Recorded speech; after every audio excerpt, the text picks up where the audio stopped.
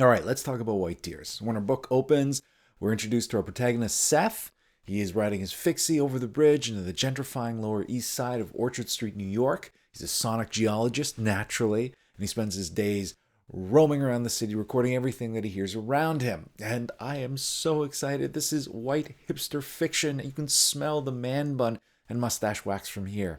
Seth is a bit of a tryhard, riding the moneyed coattails of his trust fund rich bro college friend Carter Wallace. Carter Wallace is essentially Logan Paul, complete with blonde dreadlocks, slumming it as a DJ in school, and now rejecting digital in all its forms and obsessively collecting old blues 78s.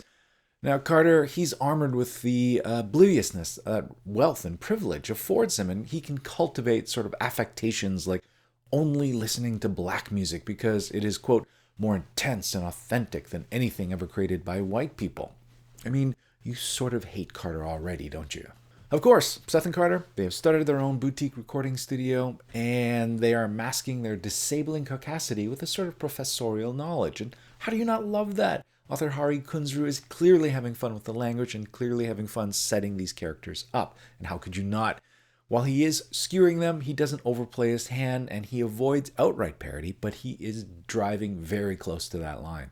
Who doesn't want to see a bunch of rich, entitled white kids get called out? It's Hipster Schadenfreude. In the real world, Logan Paul gets softball questions lobbed at him over at Good Morning America while growing his subscriber base. Here, things aren't going to pan out quite as well for our protagonists, thankfully. Anyway, Seth and Carter are worshipping at the altar of black music, and armed with all the toys that money can buy, they get pretty adept at recreating those sounds of past decades, whether it's 60s Detroit girl groups or Exile on Main Street era Rolling Stones. Pretty soon they get the attention of a Billboard-topping white hip-hop artist. He wants them to produce his next album, and every track of which will be a tribute to a different era of African-American music, from ragtime to R&B and boogie. Carter is incensed. This is our music. We live it, we breathe it, and he thinks he can swan in and buy it off the shelf. You see what I mean about obliviousness? Meanwhile, Seth is still running around the city capturing bits of audio. He captures a snippet of audio from a black chess player, and then later joins it with a guitar solo he records from a completely different part of town on a different day, but the two match together perfectly in audio. So they fuzz it up, make it dirty, drown it in hiss, and make it sound like it's been hidden under someone's porch for the last 50 years. And then they release it, passing it off as a lost blues legend. They make up an artist and a song title and end up calling it Charlie Shaw's Graveyard Blues.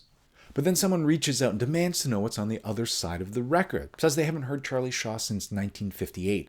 And this is when things start to get really weird. What starts off as this sort of biting satire on cultural appropriation turns into this chilling ghost story and then full-on Korean revenge drama. And the writing reflects that. It starts to get a little jumpy and fractured. I could have done without the complete storyline where Seth ends up mooning over Carter's sister, but I understand needing to get the pieces together. And despite the fractured ending, I still had a ton of fun with this book and really enjoyed the read. It is time for Craft Corner. All this talk about vinyl got me thinking about something I saw on Imager a while ago. It's called the album game, and it's really simple to do. Go to Wikipedia, click on random article, that's your band name. Go to Wiki Quotes, click on random article, find a quote, the last 3 to 5 words in that quote, that's your album title. Now, go to Flickr, last 7 days, 5th image in, that's your album artwork. Put it all together, there you have it. Some undiscovered gems. I found a few myself, including Brostoa. Cries for Help in the Dream, not as good as their earlier stuff, but still a solid album from the Czechoslovakian power trio. As well as You Look So Fine with Running Amok in This Country, which introduces us to their hillbilly funk phase and work with producer DJ Sphinx.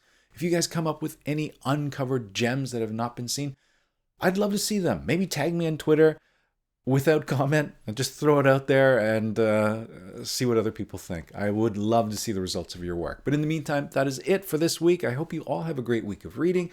We will talk to you soon. Bye.